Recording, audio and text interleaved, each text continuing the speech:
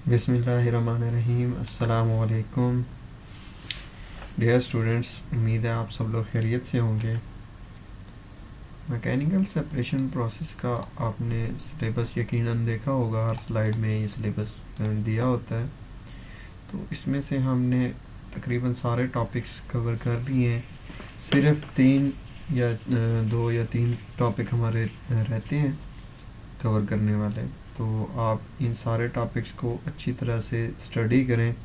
Different notes से lecture जो आपको डिलीवर किए गए हैं उन सारों को अच्छी तरह से देखें। ये सारे टॉपिक्स आपने कवर करने हैं।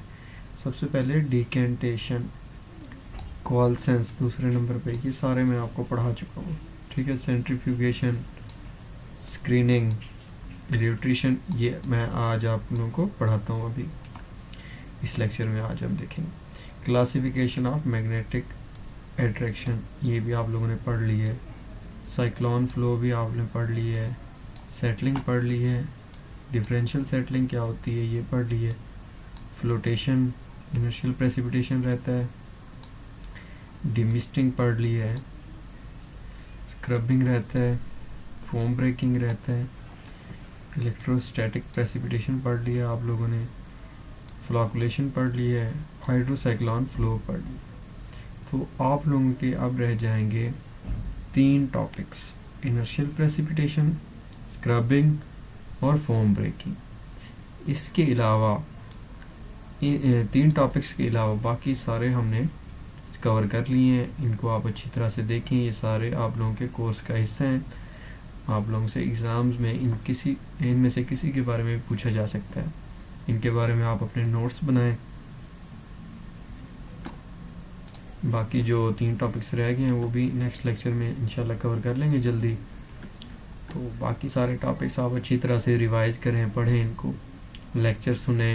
इसके अलावा नेट से देखें, जहाँ से मर्ज़ी आप लोगों ने तैयार करना है। इन सारे टॉपिक्स को आप लोगों ने तैयार करना है अच्छी तरह से, ठीक है। चलते हैं आज के टॉपिक की तरफ। आज का जो लेक्चर है वो है इल्यूट्रेशन। इल्यूट्रेशन बेसिकली होता क्या है? इल्यूट्रेशन भी एक सेपरेशन का प्रोसेस है। जिस तरह हम बाकी सेपरेशन के प्रोसेस पढ़ते रहे, कोआगुलेशन, फ्लॉकुलेशन, सेडिमेंटेशन, इस तरह के बाकी बहुत सारे हमने सेपरेशन के प्रोसेस पढ़े हैं, उसी तरह ये इल्यूट्रेशन जो है ये भी एक सेपरेशन का प्रोसेस है। इसमें होता क्या है इल्यूट्रेशन? पहले इसको डेफिनेशन को स्टडी करते हैं। Elutriation is a process for separating particle based on their size, shape and density using a stream of gas or liquid flowing in a direction usually opposite to the direction of sedimentation। मतलब कि जो sedimentation हो रही है, sedimentation किस तरह होती है? हमेशा through the action of gravity. Gravity की वजह से सेडिमेंटेशन होती है, तो वो सेडिमेंटेशन हमेशा नीचे की तरफ होगी। हाँ, तो ये क्या किया जाता है, जो हम फ्लो देते हैं वो उलट देते हैं उसके। ये देखिए जो फ्लूइड स्ट्रीम है ये ऊपर की तरफ जाएगी, बल्कि जो हमारे पास बाकी होगा फ्लूइड में जो पार्टिकल्स होंगे वो नीचे की तरफ through the action of sedimentation वो नीचे सेटल होना शुरू हो जाएंगे।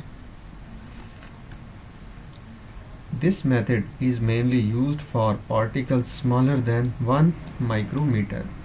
ये किन पार्टिकल के लिए यूज़ किया जाता है? ये लेस देन 1 माइक्रोमीटर पार्टिकल्स के लिए यूज़ किया जाता है। लेस देन 1 माइक्रोमीटर साइज तक ये जो है ना पार्टिकल को सेपरेट करने के लिए ये प्रोसेस यूज़ किया जाता है।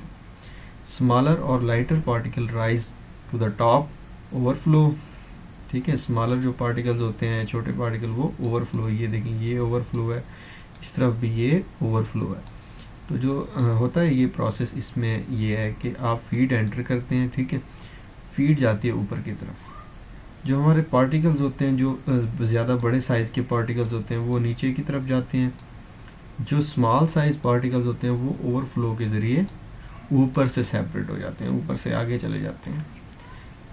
अच्छा, because their terminal sedimentation velocities are low than the velocity of the rising fluid, the terminal velocity of any particle in a medium can be calculated by. अब जो टर्मिनल वेलोसिटी है basically वो effect करती है। Terminal velocity क्या है? Last time मैंने आप लोगों को बताया था ये सेंट्रीफ्यूगेशन का, जब हमने लेक्चर दिया था। तो उसमें पूरा मैंने आपको समझाया था तफसील से टर्मिनल वेलोसिटी होती क्या है। अगर आप लोगों को नहीं पता तो दोबारा एक दफ़ा उसे देख लें। तो होता ही है कि जो पार्टिकल स्मॉल होते हैं वो ओवरफ्लो के ज़रिए आगे चले जाते हैं, जो लार्ज पार्टिकल होते हैं वो नीचे बैठ जाते हैं। Counter flow centrifugation elutriation is a related technique to separate cells. ठीक है, सिंपल सा प्रोसेस है। अब नेक्स्ट इसकी डायग्राम देखते हैं। इसकी मेन जो है ना यही डायग्राम है। 3 जो हमारे सिलेंडर हैं उनको आपस में अटैच किया गया है। ठीक है, हो क्या रहा है, इनका एरिया बढ़ता जा रहा है। इसका देखें डायामीटर इसका स्मॉल डायामीटर था, दूसरे टैंक का डायामीटर पहले टैंक की निस्बत लार्ज है, और तीसरे टैंक का डायामीटर जो है इन दोनों की निस्बत लार्ज है। फीड हम एंटर करते हैं टैंक नंबर 1 में। ठीक है, ये 1 नंबर टैंक है, इसमें हम फीड एंटर करते हैं। इसमें एरिया जो है आप लोगों का जो डायामीटर है वो है कम। डायामीटर कम होने की वजह से वेलोसिटी क्या होगी, हाई होगी, पार्टिकल जल्दी से मूव करेंगे। जब वेलोसिटी हाई होगी तो बड़े साइज़ के पार्टिकल भी साथ ही ओवरफ्लो से गुजर जाएंगे। ठीक है, समझ आ रही है। हुआ क्या है कि वेलोसिटी डायामीटर कम होने की वजह से वेलोसिटी ज़्यादा है, वेलोसिटी की जो फोर्स है वो ज़्यादा है, तो बड़े साइज़ के पार्टिकल भी आगे चले गए हैं। जो बहुत बड़े साइज़ के होंगे वो इससे सेपरेट हो जाएंगे। इसी तरह फिर दूसरे टैंक में आ जाते हैं।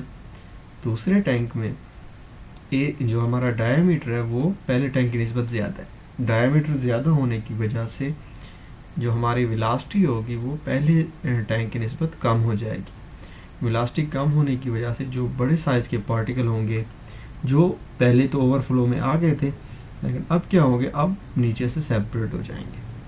ठीक है, इस तरह आप देखें इसका साइज़ बड़ा है, ये जो हमारा पार्टिकल है इसका साइज़ बड़ा है, इसका साइज़ पहले पार्टिकल की निस्बत छोटा है, और ये साइज़ सबसे छोटा है।